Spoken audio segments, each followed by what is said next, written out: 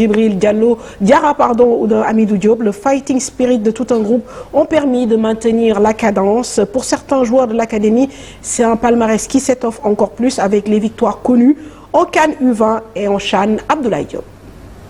Dans la profondeur, Pape Moussa, il va remiser pour Maodo qui va centrer la frappe. Génération Foot en mode patron sur la phase de retour de ce championnat. Les hommes de Bala Djiba ont enchaîné les victoires, statistiques impressionnantes, 10 victoires en autant de matchs. Les Grenats ont pris leur revanche sur les équipes qui les avaient battus sur leur terrain à Demi Biramdao, le Djaraf, Guédiawaye FC, le Plan face à l'AS Pikine, 6 points sur 6 et la dernière victoire en date est non moins importante face à Jambars. Une victoire obtenue grâce à un pénalty provoqué par Ibou Sané et transformé par Pape Moussa Fall. Même si dans un premier temps, Jean-Louis Barthélémy Diouf avait vu sa frappe repoussée par le gardien Idrissa Ndiaye. Face à Idrissa pour le pénalty décisif, c'est parti. C'est stoppé, c'est pas fini. Et voilà, l'ouverture du score. C'est Génération Foot, c'est Pape Moussa Fall. Pape Moussa Fall qui vient pour le moment délivrer Génération Foot après un pénalty raté de Jean-Louis Barthélémy Diouf à la 60e minute. Heureusement encore que Pape Moussa Fall a bien suivi. Jean-Louis Barthélémy certainement un des acteurs majeurs de cette belle seconde partie de saison de Génération Foot. Le futur joueur du TP Mazembe a marqué des buts décisifs malgré des changements de position sur le terrain, 8 au total. Au troisième titre de champion pour ce joueur qui aura certainement un seul regret durant cette saison, n'avoir pas pris part au CHAN en Algérie. Certains de ses coéquipiers ont eu cette chance pour avoir pris part aux compétitions africaines avec les sélections nationales, locales et U20. Il se retrouve ainsi avec 2 titres, voire 3 titres majeurs en une seule saison. Djibril Diarra, Souleymane Basse, Ibou Sané, Hamidou Diop, Pape Mamadou Sy sont des joueurs comblés, tout comme l'académie qui renoue avec un trophée majeur après une dizaine de 3 ans. Évidemment, avec une vague de départ qui se compte en dizaines à la fin de cette saison 2022-2023, avec un nombre important de joueurs sur le départ, l'autre défi de Génération Foot sera de reconstituer dans un court délai une nouvelle équipe qui représentera dignement le Sénégal en Ligue africaine des champions. Merci Abdoulaye Diop, merci aussi à Moussa Sène pour ce montage très dynamique. On va justement nous retourner du côté de Bala Djiba, le féliciter bien sûr pour ce titre. Et bon, est-ce que par rapport au papier bi ñu def maanaam les temps forts et surtout cette deuxième partie où vous avez vraiment déroulé, vous avez mis le turbo comme on dit, est-ce que voilà loolu moo expliqué tey titre bi ngeen tel ko jël balaa ñaari journée yi même di jeex ci championnat bi. Tout d'abord di féliciter aussi samay joueurs ñi nga xam ni ak staff bi ma nekkaloon et di féliciter aussi tous les supporters de Génération Foot fu ñu munti nekk ci àddina. Donc après deuxième partie bi comme ni nga ko waxee tey on a su mettre le turbo à plein parce que jot nañoo am suñu joueurs yëpp en place. Parce que soo xoolee bu première partie bi booy dañ doon vaguer ci coupe nationale ci équipe nationale bi ak club bi. Donc après bi ñu ñëwee daal après ak liggéey bi lépp nekk ci. et puis mu déclenché quoi.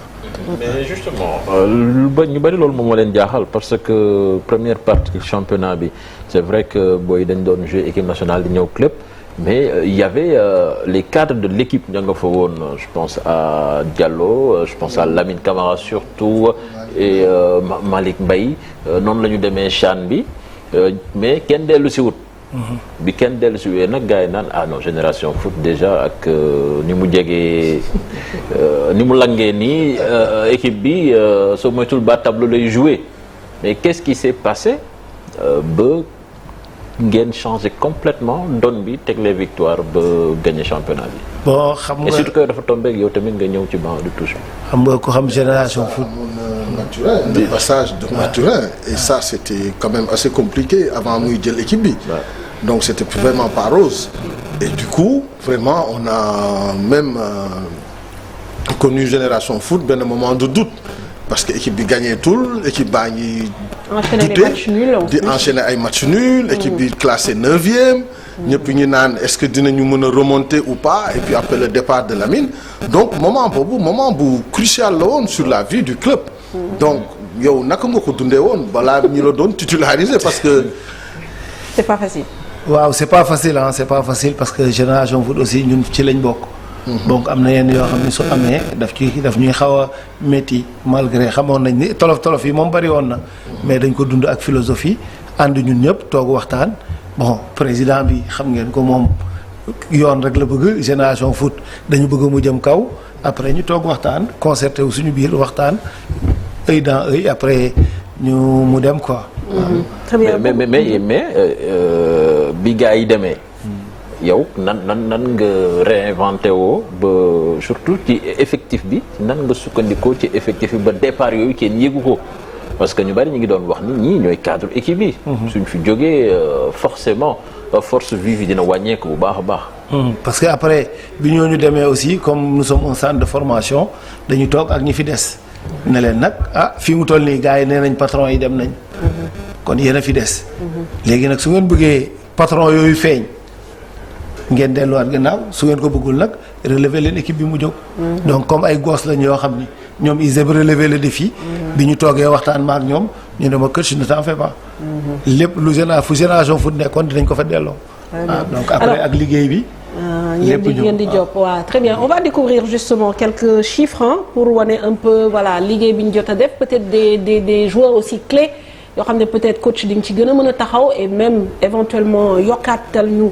yeneen xam-xam donc si li ñu doon wax mooy le nombre de victoires dañu gis ni que presque Génération Foot perdre benn match si phase retour bi je pense que ça on l'a assez dit mais l'impact aussi d'un Jean-Louis Barthélémy bi nga xam ne joué la nga ko aussi position boo xam ne du sax position attaquant loolu aussi xam naa di nga si dellu si ku mel ni Ahwi Bouli tamit nekk passeur décisif am 5 passes décisives si compétition bi ak beneen aussi fait marquant mooy équipe yu mag yëpp yi nga xam ne mun nañ nekk seen rival direct da ngeen leen dóor non seulement ñoom fekkoon nañ leen dóor leen Déni Birandaw mais ñoom ñëpp fayu ngeen au retour et ça je pense que ça vous a beaucoup aidé maintenant soo xoolee statistiques yi jàngat bi ñu ciy def ak lan nga ñu ci mën a yokkal en termes de voilà d'expertise. bon tey soo xoolee statistiques yi ñun bi ñu ñëwee d'abord comme place bu bon lañ nekkoon on s'est dit que ni on va essayer de prendre le maximum de points pour jéem a dab gars yi. donc ensuite bi ñu xoolee. bi ñu defee 2 matchs ñu xam ni ñii war nañ leen a mën a jege on s'est mis encore un autre objectif c'est-à-dire les 4 meilleurs yi nekk ci kanam. il faut qu'on les gagne pour delluwaat suñu place. te loolu lañ def donc avec un Jean-Louis comme ni nga ko waxee man maa ko je l'ai laissé dans le terrain comme électron libre. bu ko neexee tey nga gis ko comme deuxième attaquant bu ko neexee nga gis ko comme récupérateur donc ça. Après. potentiel am moo may ma def loolu. potentiel am moo may ma def loolu. parce que je sais qu'à un certain moment même s'il est fatigué avec sa patte mun naa atteindre attaquant yi. le dernier geste il est vraiment fort. il est très fort. même dans les dernières passes il est très fort. donc nag ma bàyyi ko mu doon électron libre. Ayibou meilleur passeur Ayibou on le connaît ku xam Ayibou xam ni su retrouver niveau am comme nii mu nekkee nii c'est l'un des meilleurs du Sénégal. À son poste c'est l'un des meilleurs du Sénégal. Il y a un joueur aussi dont on a beaucoup entendu parler surtout sur les commentaires mooy le Pape Moussa Fall mooy ki dugal je pense le but contre Diambar c'est un joueur j'ai l'impression qui a beaucoup impacté déjà un gros gabarit et il a aussi fait partie de ces joueurs qui ont je sais pas émergé durant cette deuxième partie. Oui durant en tout cas on le savait Pape Moussa on l'a recruté à Cosaan de Pikine. Bon on savait qu'il avait du potentiel. Donc ensuite ñu liggéey ci lu bari pour au moins aussi mu servir ñu dara. Donc par moment le football sénégalais des fois day laaj nga def jeu long attaquant milieu terrain yi ñëw couvrir. donc ñu utiliser ko ci loolu. parce que on savait que ni moom à lui seul bu téye ballon bi. mun naa permettre bloc bi yéeg. ok après c'est des 1-2 pour mu dem. après c'est un gosse qui est efficace devant les buts et qu'il a beaucoup travaillé aussi il a beaucoup travaillé cette année. donc c'est sa première saison en Génération Foot. mais il nous a fait vraiment du plaisir. émergé na alors li ñu bëgg laaj peut-être Talla mooy ñoom Lamine Camara ak Papa Diallo Malick Mbaye est-ce qu'on les associe quand même au titre est-ce qu'ils seront.